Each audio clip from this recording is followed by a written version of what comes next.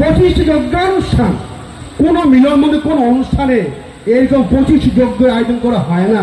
এটা ব্যতিক্রম, এটা একটা ব্যতিক্রম যে আমাদের এই দক্ষিণ চব্বিশ পরগনা জেলা কমিটি তারা যে আয়োজন করেছেন এই 25টি যজ্ঞের মধ্য দিয়ে আজকের গুরুরেব পরম ব্রহ্ম তস্मै শ্রী গুরবে নমঃ।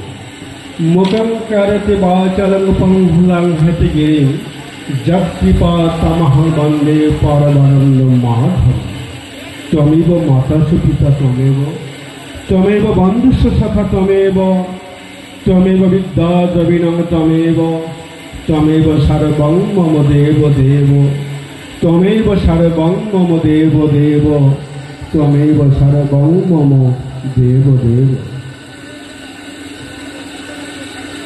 মঞ্চ পরিবিষ্ট আমার পরম শ্রদ্ধেয় পূজনীয় ভারত সেবাসন সংঘের কার্যকরী সভাপতি, যিনি শুধু ভারত সেবাসন সংঘের কার্যকরী সভাপতি নন, যিনি সারা বিশ্বের কার্যকরী সভাপতি এবং প্রচারক সংগঠক পরম পূজ্যবাদ শ্রীমৎ পুণ্যাতী মহারাজ চরণে শতকোটি প্রণাম নিবেদন করি।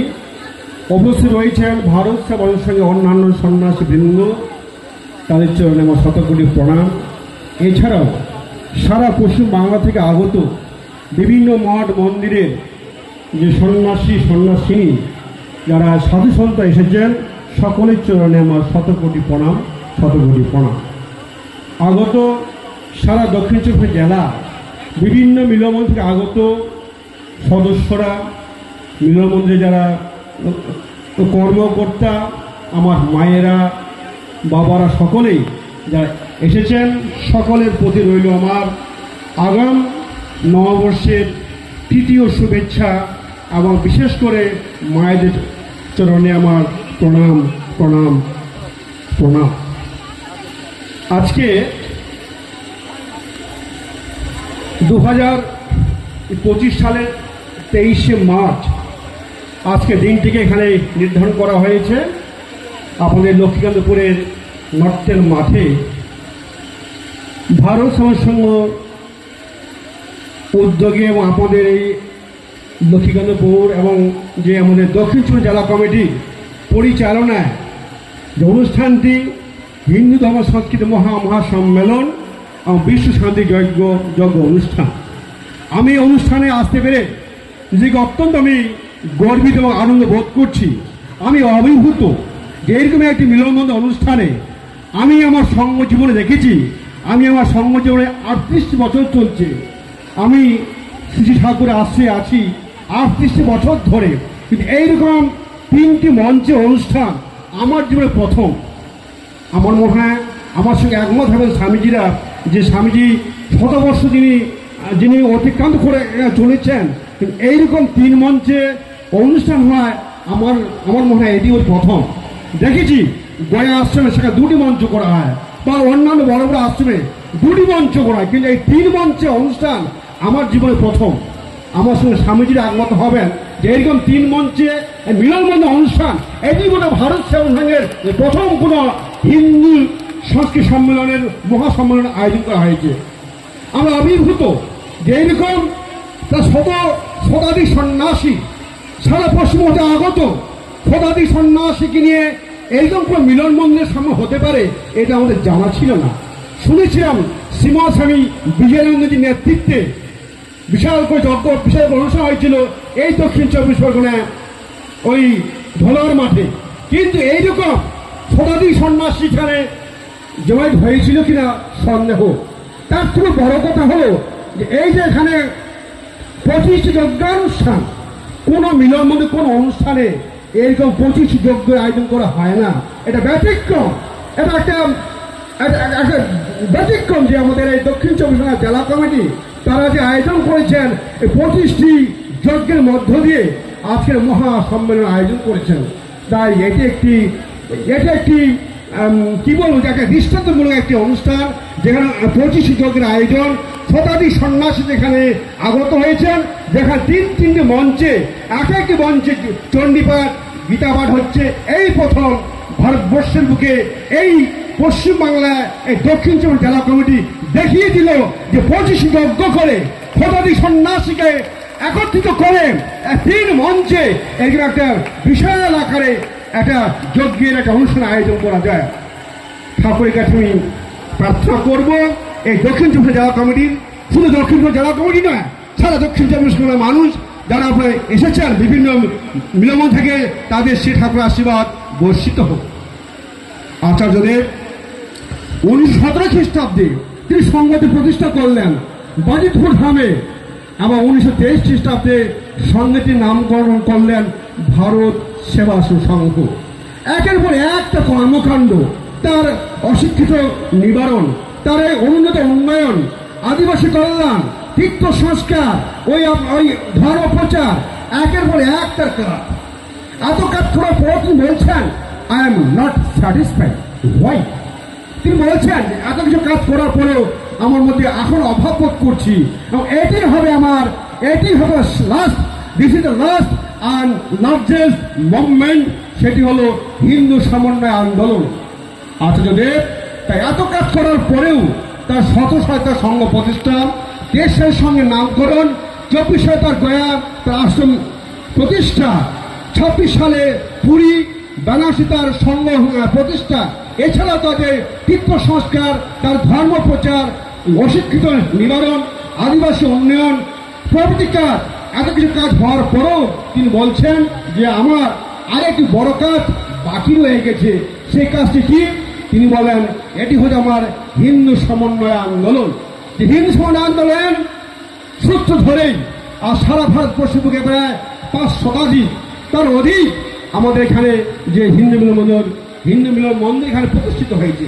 আমি গেছিলাম কদিন আগেই সেই মধ্যপ্রদেশে এমপিতে, সেই ওই ছত্তিশগড়ে গিয়ে দেখলাম সেই মানা ক্যাম্প, সেখানে হাজারো ওপার দেশের যেমন বাঙালি হিন্দুরা তারা এখানে আশ্রয় নিয়েছে।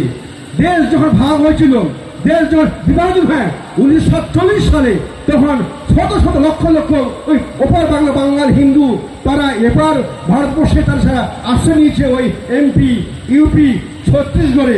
আজও সে বিলাসপুরে দেখলাম বিশাল বড় সেই বাঙালিরা তারা বিশাল তার জায়গায় তার অবস্থান করছেন। মানা বলে জায়গা, মানা ক্যাম্প, সেখানে রয়েছে হিন্দু মিলন মন্দির। আমি সেখানে গেছিলাম 2-7 আগে। আচার্যদেব তিনি বললেন, তিনি কি করলেন যে তিনি বলছেন ওরে শুধু আমি শুধু এই কানে মন্ত্র দিয়ে ওই শিষ্যভোগ বাড়াতে আসিনি, আমি এসেছি এই হিন্দুদেরকে ঐক্যবদ্ধ করতে, সংঘবদ্ধ করতে, একত্রিত করতে। এই হিন্দু জাতিটা একটা রুগ্ন শুধু জাতি, তাই এই জাতিটাকে আমাদের সুস্থ সবল করা তুলতে হবে। তার জন্য চাই আমার এই হিন্দু মিলন মন্দির। ভাই আচার্যদেব 1934 খ্রিস্টাব্দে তিনি ডাক দিলেন হিন্দু মিলন আন্দোলন। তিনি গ্রামে শহরে এমন এক মিলন ক্ষেত্র রচনা করতে হবে যেখানে উন্নত অনুন্নত, শিক্ষিত অশিক্ষিত, ধনী নির্ধন, ওই বিজেপি, আরএসপি, টিএমসি, কংগ্রেস, যে ব্যক্তিগতভাবে যে কোনো সে দলকে সমর্থন করতেই পারে, সে যদি হিন্দু হয় অবশ্যই আমার এই হিন্দু মিলন মন্দিরে আসবে। তিনি এ কথা বললেন ব্রাহ্মণ, ক্ষত্র, বৈশ্য, মুচি, মাতর সকলকে নিয়ে হবে আমার এই হিন্দু মিলন মন্দির। সে যদি হিন্দু মিলন মন্দির হয়, সে যদি হিন্দু হয় অবশ্যই আমার হিন্দু মিলন মন্দিরে আসবেন। তিনি কথা বললেন তুমি ওই যে কোনো ঠাকুরের দীক্ষিত হতে পারো, অনুকূল ঠাকুর, রাম ঠাকুর, রামকৃষ্ণ মিশন, দেববন্ধু, যে কোনো তুমি সদ্গুরু দীক্ষিত হতে পারো। তুমি যদি হিন্দু হও অবশ্যই তুমি এই হিন্দু মিলন মন্দিরে অবশ্যই আসবে। এটা হলো this is the common platform সকল হিন্দুর জন্যই এই হিন্দু মিলন মন্দির। এখানে আমি টিএমসি করি, বিজেপি করি, কোনো ভেদ নেই। দেখছিলাম একটু আগে বাপি হালদার মহাশয় এসেছিলেন এমপি, দেখছিলাম জয়ন্ত বাবুকে এখানে এমএলএ। তারা ব্যক্তিগতভাবে আমরা যে কোনো দলকে সমর্থন করতেই পারি, কিন্তু যদি আমি হিন্দু হই অবশ্যই আমি এই হিন্দু মিলন মন্দিরে আসবো। আচার্যদেব সকল হিন্দুর জন্য তিনি গড়ে তুললেন এই হিন্দু মিলন মন্দির। এখানে এক পন্থীতে বসে সবাই এখানে ভোজন করবে, সবাই এখানে একত্রে যোগ্যতারা আহুতি প্রদান করবে। তিনি বললেন আমি মাতৃ জাতিকে সেই আমি অধিকার দিতে চাই যেটা যজ্ঞে বসে তারা সেই ঋক পদে মন্ত্র উচ্চারণ করে তারা যজ্ঞ করবে। আচার্যদেব সে অধিকার তিনি দিয়ে গেছিলেন। তিনি একথা বলছেন যে আমার 2 ধরনের সন্তান, একজন সন্তান সন্ন্যাসীরা, তারা ঘর বাড়ি পরিত্যাগ করে, আত্মীয় স্বজন সঙ্গে পরিত্যাগ করে আমার সঙ্গে আশ্রিত হয়ে তারা আমার কাজ করবে, আমার সঙ্গের প্রচার, সঙ্গের ভাব, আমার সংগঠনের কাজ করবে। তারা হচ্ছে হোল টাইমার, তারা সর্বক্ষণ আমার আশীর্বাদ, আমার শক্তি তারা তাদের সে বর্ষিত হচ্ছে। তিনি বলছেন, তিনি একথাও বললেন, আমার আরেক ধরনের সন্তান আছে। তারা কারা? এই যে আপনারা।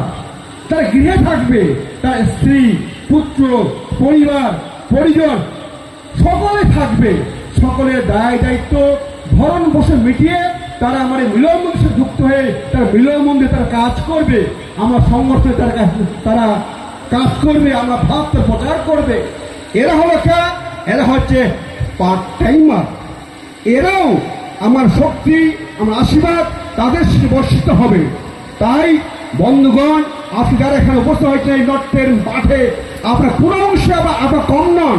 সন্ন্যাসীরা আমার ঘর বাড়ি ছেড়ে সবাইকে পরিত্যাগ করে সঙ্গে আশ্রিত হয়ে আমরা যখন সঙ্গে আমরা কাজ করছি, ঠিক তেমনি আপনারাও গৃহে থেকে স্ত্রী, পুত্র, পরিবার, পরিজন সকলে দায় দায়িত্ব ভরণ বসে মিটিয়ে আজকে যে আপনার নট্য মাঠে এসেছেন, আপনাদের উপরেও ঠাকুরের আশীর্বাদ শক্তি রয়েছে।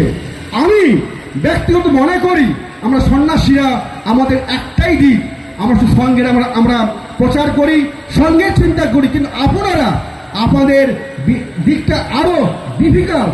আপনার একদিকে আমার সংসার রয়েছে, সংসার সব দায় দায়িত্ব মিটিয়ে সেখান থেকে সময় বের করে আপনার হিন্দু সংগঠনে আপনার কাজ করছেন।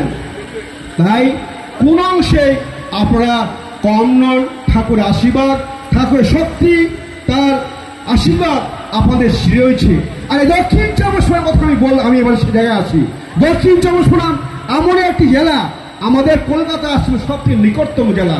শুনেছি ওই স্বামী প্রজ্ঞানন্দ মুখ থেকে কিভাবে তিনি দক্ষিণ চব্বিশ তিনি প্রচার করতেন। ওরে হেঁটে হেঁটে গরুর গাড়ি করে পালকি করে আমি যেতাম ওই দক্ষিণ চব্বিশ কোটাবেড়িয়া, 23 লাখ, জলঘাটা প্রভৃতি জায়গায় তিনি সংগঠন তিনি কাজ করতেন। শুনেছি শ্রীমৎ স্বামী নির্মলের মুখ থেকে, ওরে আমি দক্ষিণ চব্বিশে যেতাম হেঁটে হেঁটে গরু গাড়ি করে, সেখান থেকে মিলনমূল সংগঠনের কাজ করে তারপরে আমি কোনো রকম করে মাথার পাখিটা খুলে রেখে আমি আবার লিখতে বসতাম। স্বামী ছিলেন প্রণবের সম্পাদক, তিনি লিখতেন, বলছেন সংগঠনের কাজ করে এসে আমি আবার লিখতে শুরু করতাম। এই সকল সন্ন্যাসীরা দেখেছি স্বামী অশোকানন্দজিকে তিনি কিভাবে তিনি দক্ষিণ চব্বিশ জেলায় জেলায় কোনে কোনে তিনি সঙ্গে তিনি কাজ করতেন, হিন্দু সংগঠনে তিনি কাজ করতেন। এই দক্ষিণ চব্বিশের ছেলেরা আজকে বলতে নেই, আমাদের হেডে বলুন, যে কোনো আশ্রয় করুন, সর্বত্র এই দক্ষিণ চব্বিশের ছেলেরা তারা সেখানে রান্নাঘরে কাজ করছে। আমাদের যে গাড়ির যে ড্রাইভার, এই দক্ষিণ চব্বিশের ছেলেরা আজকে আমাদের সাতটা যে আমাদের পিচিং পার্টি আছে, প্রচার চারণ দল, সেখানেও দেখা যায় যে এই যে দক্ষিণ চব্বিশের ছেলেগুলাই সেখানকার গায়ক, বাদক, তার কর্মী। তাই এই দক্ষিণ চব্বিশ জেলার উপরে আমাদের ভারত সমাজ সংঘ আমরা অনেকাংশে নির্ভরশীল এই দক্ষিণ চব্বিশ জেলার উপরে। দেখেছি সেই গঙ্গাসাগরের মেলায় যেখানে 2000 ভলেন্টিয়ার আমরা নিয়ে যাই, দেখেছি আমার দক্ষিণ চব্বিশে প্রায় 1000 ভলেন্টিয়ার আমার এই জেলা থেকেই যায়। দক্ষিণ চব্বিশ এমন একটি জেলা যেটি অতপ্রতভাবে ভারত সমাজের সঙ্গে তারা জড়িত। আর দক্ষিণ চব্বিশ পরগনা যদি আমি একটা সমীক্ষা করি, দেখব অনেক সাধু সন্ন্যাসী এই দক্ষিণ চব্বিশ জেলা থেকে আমার সামনে বসে আছেন। স্বামী সত্যস্বরূপানন্দ রয়েছে, স্বামী সুধানন্দ, প্রত্যেকে তারাই দক্ষিণ চব্বিশ তারাই ভূমি পুত্র, তারা সংযোগ দান করেছেন। অনেক অনেক সন্ন্যাসী এই জেলা থেকে আমরা পেয়েছি। আমার পাশে বসে রয়েছেন সাগর বাবু, এই দক্ষিণ চব্বিশ ছেলে। তিনি আজকে বাংলা হসপিটাল, আমাদের জেলা বাংলা হসপিটাল, যেখানে কলকাতা একটা অন্যতম একটি হসপিটাল, সেই হসপিটাল তিনি আজকে ডেপুটি, তিনি সুপার, ডেপুটি সুপার। দেখুন এই দক্ষিণ চব্বিশ ছেলে আমাদের সাগর বাবু এসে দক্ষিণ চব্বিশ জেলা। আরেকটি কথা বলি, না বললে নয়, দক্ষিণ চব্বিশ জেলা কমিটি যে রয়েছে, আমি বারবারই বলি, এই জেলা কমিটি সারা পশ্চিমবাংলায় যে আমাদের আরো বিভিন্ন যে জেলা কমিটিগুলো আছে, উত্তর চব্বিশ পরগনা, নদিয়া, ওই মালদা, দিনাজপুর, কোচবিহার, জলপাইগুড়ি, বাঁকুড়া, পুরুলিয়া প্রভৃতি যে জেলা কমিটিগুলি আছে, আমি বারবারই কথা বলি যে দক্ষিণ চব্বিশ জেলা কমিটি অন্যান্য জেলা কমিটিকে পথ দেখাতে পারে। এই দক্ষিণ জেলা কমিটি সমস্ত জেলা কমিটি সংগঠিত করে, সংঘবদ্ধ করে একটা শক্তিশালী হিন্দু জাতি, তারা হিন্দু ঐক্য তারা করতে পারে। এটা একমাত্র দক্ষিণ জেলা কমিটি। আমি শুধু ধন্যবাদ জানাই এই জেলা কমিটিকে, তাদের নেতৃত্বে, তাদের পরিচালনায় আজকে যে 25 যজ্ঞ করে শতাধিক সন্ন্যাসীকে এখানে নিয়ে এসে 3টি মঞ্চে যে অনুষ্ঠান করছে, তাদেরকে তাদের শিরে ঠাকুরের আশীর্বাদ বর্ষিত হোক। উপস্থিত রয়েছেন সঙ্গের এখানে কার্যকরী সভাপতি, সঙ্গের প্রধান সম্পাদক, তিনি অসুস্থ, তার কিন্তু মন কিন্তু আজকে এখানেই পড়ে আছে। তিনি হয়তো কলকাতার বাড়িতে তিনি অবস্থান করছেন। আমাদের পরম পূজনীয় শ্রীমৎ স্বামী বিশ্বাতিনী মহারাজ, যাকে আমরা বলি দিলীপ মহারাজ, তিনি আজকে হয়তো বালিগঞ্জে আছেন হেড অফিসে, কিন্তু তার মনটা আজকে পড়ে রয়েছে এই লক্ষ্মীকান্তপুরের এই লট্টের মাঠে। স্বামী সেখান থেকেই তিনি আমাদের আশীর্বাদ করছেন। সর্বোপরি আমাদের অলমাইটি গড, আমাদের যে ঈশ্বর ভগবান, গুরু পিতা মাতা গুরু মহারাজ ঠাকুর পরমানন্দজি মহারাজ, তিনি সবার উপরে তিনি আছেন, সকলকে তিনি আশীর্বাদ করছেন। সকলের আশীর্বাদে, সকলের উনার আশীর্বাদে, উনার কৃপা, উনার শক্তিতে আমাদের সাংসারিক জীবন, পারিবারিক জীবন, সামাজিক জীবন, রাষ্ট্রীয় জীবন আবার সে আগের মতো ধন্য হয়ে উঠবে, সুন্দর হয়ে উঠবে। এই বলে ঠাকুরের কাছে আমি আবারও আপনার সকলের জন্য প্রার্থনা করি, সকলের শান্তি হোক, সকলের কল্যাণ হোক, সকলের মঙ্গল হোক। ওম শান্তি, ওম শান্তি, ওম শান্তি।